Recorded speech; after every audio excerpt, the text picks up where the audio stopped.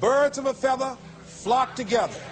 You run around with losers, you will end up a loser. Unconsciously. Unconsciously, you will pick up their ways, you'll pick up their habits, you'll pick up, most importantly, their attitude about life. If you're around cynical, negative people all the time, you will become cynical and negative. So you got to watch yourself. Many of us are living out the lives of other people, living out their conclusions, living out of their consciousness. The other thing is that you begin to looking at your life and looking at what it is that you want to achieve. Another crucial thing that you must do is align yourself with powerful people. Align yourself with people that can encourage you, people that can empower you, people that you can learn from, people that you can grow from. That's very important. See, if you have people around you that can contribute to your growth, and you want to do that too, you want to align yourself with people who think like you, people who dream like you, people who want more out of life, people that are stretching and searching and seeking some higher ground in life, as opposed to the majority of people. Somebody said, always strive to get on top in life because it's the bottom that's overcrowded. And so you don't want to be on the bottom. See, it's easy to be on the bottom. It doesn't take any effort to be a loser. It doesn't take any motivation, any drive in order to stay down there on a low level. But it calls on everything in you, ladies and gentlemen. You have to harness your will to say, I'm going to challenge myself. Sometimes I have to pull myself out of bed and say, come on, Les. Things I know I should do, I don't do. Things I shouldn't do, I do. I found that the biggest enemy you have to deal with is yourself.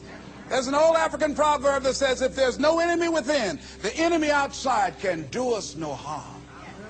You begin to look toward making your life different. As you begin to look at yourself, you've got to redefine yourself. Who are you right now? And who must you become in order to create what you want? What has to change about you? What is it that you're doing right now that would be a liability for you? As you begin to look toward the future and take inventory of yourself, what is it about you right now that you've got to leave this behind because this no longer fits? Looking at where you want to go and the kind of person that you must become, the kind of standards that you have for you. It makes sense unless you change your pattern, unless you change the way you're thinking, unless you change your behavior, you're going to continue to produce the results in your life. See, all of us are winners, but some of us are producing results that we don't want. And so all you have to do is look at your game plan, look at your strategy. How is it that you have been being? What is it that you've been doing to produce this? So you're the director, you're the producer, you're writing the script, you're the star of your life. And as you begin to look at your life, you can decide whether or not it's a smash or whether or not it's a flop. That's in your hands. Look at your life, look at where you want to go. Don't worry about your circumstances, don't worry about your age.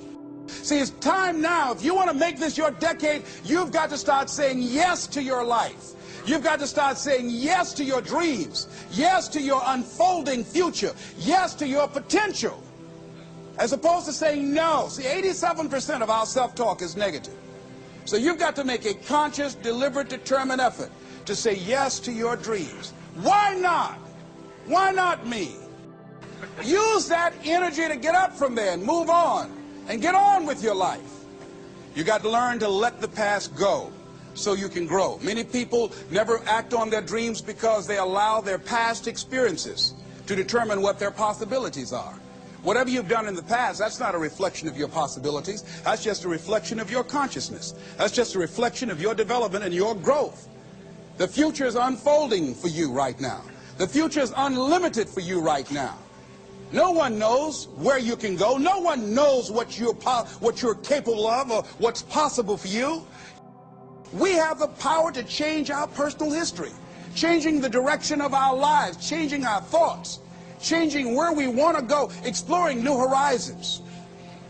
So as you begin to look at this decade and affirming that this is your decade, as you set goals that will make you stretch, that will bring out the best in you, as you begin to remove the negative, toxic people from your life, as you decide to take some chances in life, and that's one of the things that's very important. Viscard said, if you're not willing to risk, you cannot grow. And if you cannot grow, you cannot become your best. And if you cannot become your best, you cannot be happy. And if you can't be happy, then what else is there? You shouldn't feel alone because so many people have anxiety about toxic relationships related to their families and how they have to confront them during the holidays. So here's the thing I want you to think about when it comes to the holidays. Holidays can be one of two things when you have toxic relationships with your family. It can either be a personal challenge or it can be a chance to have a personal transformation. And the personal transformation that I'm talking about is not changing your mother or your annoying older brother or your racist aunt. I'm talking about whether or not you have a personal transformation, because you can't fully get rid of toxic situations or toxic people, but you can transform how you behave when you're around those kinds of people. So the holidays can be a chance for you to practice boundaries, practice self-control, to be emotionally resilient and strong and not get triggered, and to also have the courage to express the new you, to express your true self. So if you left home a long time ago, you've grown as a person, you've changed, you've evolved, and then every time you go back home, you feel like you've stepped into a time warp and you're suddenly 8 years old again, this is a chance to transform yourself so that when you walk in the door, you are who you are now, not who you used to be when you still lived at home. And so there's a couple things that I want you to think about before you go home, before you have the interaction, so that you are prepared emotionally to make this a transformation for yourself personally. Number one, don't assume the old role that you used to play. So just because you're in your childhood home or you're with people that you know from your childhood, do not make the mistake of falling back into old patterns. Don't suddenly start acting like the youngest one again, if you're the youngest in your family. If you're always been dad's favorite and everybody hates that, stop playing into it. So there are things that we do that we don't even realize when we step into our childhood homes or around the people that we grew up with, where we slip right back into old patterns. Make sure you know what those are so that you have them in check for yourself. Number two, this is a huge one. Don't take the bait. This was advice that I got from my brother a long time ago. Don't take the bait. You know that there are relatives and friends from your past that just love to cast the guilt. They just love to cause issues. They're constantly casting like a fisherman, all kinds of things out there. And if you're the kind of person like I used to be, when somebody gets upset, you grab the bait and then you start trying to make it okay, and the next thing you know, you're arguing with somebody over something really stupid. Just don't take it. Don't let yourself get triggered. If somebody's casting the guilt, let them cast. Don't hit that lure, you know what I'm saying? They're welcome to say whatever they want to say. If you don't react, there's no issue. You don't have to worry about making sure that your mom or your dad doesn't say that stuff. Just don't react to it. And you'll be shocked at how the dynamic changes. You know, this is another piece of advice that my friend Danielle gave me today, and it comes from the Calm app. You can also, before you go into the situation, visualize a really busy road. Now, in a very busy road, there are people that are passengers in those cars, and there are people that are pedestrians on the sidewalk who are watching the cars go by. I want you to think about the dynamic in your family as cars zipping down the highway, right? Everybody's got all kinds of issues and conversations and kids and this and that, and people want attention, and there's all kinds of things racing by. Your role when you're around your family is to be a pedestrian on the sidewalk,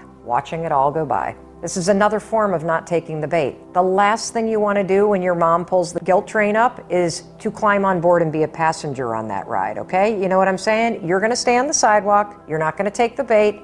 You're just going to watch the traffic as it speeds and whips by.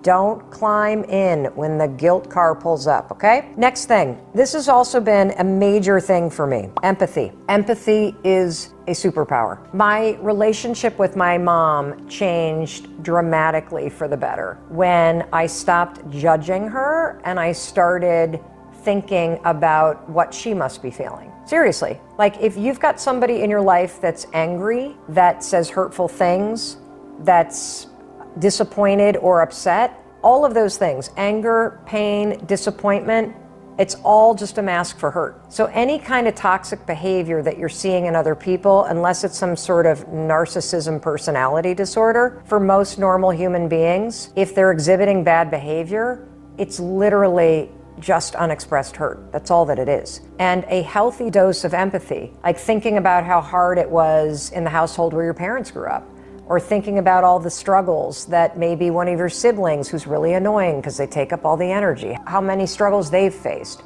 or thinking about how lonely your aunt is because your uncle's died. Thinking from a point of view that's empathetic, it's amazing. It's very personally transforming because it helps you set boundaries. It helps you not get triggered. It helps you to be more emotionally mature and resilient. And it will help you make these holidays an opportunity for personal transformation instead of a massive personal challenge.